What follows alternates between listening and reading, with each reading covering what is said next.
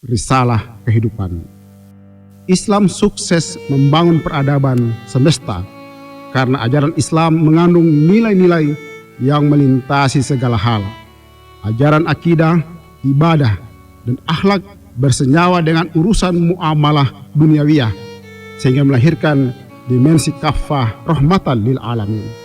Dalam beribadah, selain harus mencapai taqarrub ilallah, niscaya melahirkan amal soleh dan tidak menjadikan diri terbelenggu kemusyrikan, sebagaimana firman Allah, "Wa man kana yarju liqa'a rabbih falyamal amalan sholihah wa la yusyrik bi ibadati rabbih ahada."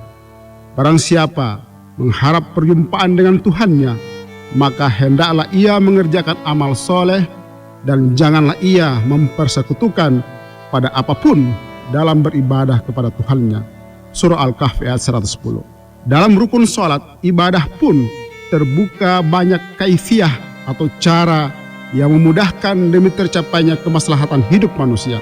Mushola dan masjid bukan sekedar wujud bangunan fisik tertentu, tetapi sebagai tempat sholat dan sujud dimanapun berada. Di dalam beribadah terdapat ruhsyah ataupun keringanan, kemudahan, dan kekecualian, lebih-lebih dikala keadaan darurat. Ibadah bukan untuk ibadah, sholat bukan untuk sholat. Di balik itu terdapat tujuan hakiki, mendekatkan diri kepada Allah dan melahirkan ihsan pada kemanusiaan dan kehidupan semesta. Dari ibadah itu lahir pencerahan kehidupan. Ketika kaum muslim saat sholat menghadap Baitul Maqdis, Nabi diperintahkan mengganti arah kiblat ke Ka'bah di Masjidil Haram. Allah kemudian menurunkan surah Al-Baqarah 143 dan 144 yang intinya arah sholat itu menguji keimanan, ibadah, dan ketaatan muslim terhadap Allah dan Rasulnya. Lebih dari sekedar formalitas, insan muslim bahkan diidealisasikan agar menjadi sosok ummatan wasatan, litakunu syuhada 'alan nas, sebagai umat tengahan yang menjadi saksi bagi kehidupan. Menghadap kiblat dalam sholat pun bukan sekadar fisik, tetapi harus masuk ke dimensi rohani yang hakiki. Bukanlah menghadapkan wajahmu ke arah timur dan barat itu suatu kebaikan, akan tetapi sesungguhnya kebaikan itu ialah beriman kepada Allah dan orang-orang yang sabar dalam kesempitan, penderitaan, dan dalam peperangan.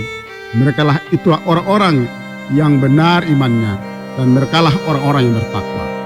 Ibadah bagi setiap muslim niscaya melahirkan kesalehan individual sekaligus kesalehan sosial, sejalan dengan hakikat Islam sebagai agama penebar rahmat bagi kehidupan. Krisis yang melanda umat saat ini, Islam dan segala perangkat keagamaannya niscaya memberi jalan keluar. Agama harus menjadi besakat kanofi atau langit pelindung suci di kala kehidupan dilanda chaos.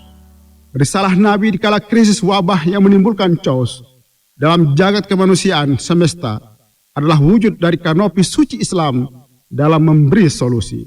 Rasulullah memberi pedoman, jika engkau mendengar wabah di suatu tempat, maka engkau janganlah ke sana, dan jika menimpa di tempatmu, janganlah keluar. Yang sakit jangan dicampur dengan yang sehat, serta jangan melakukan hal mudarat dan menimbulkan kemudaratan.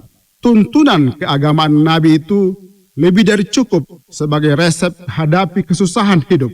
Semua tergantung pada obligasi moral, wawasan, pikiran, dan tindakan kaum muslim sendiri.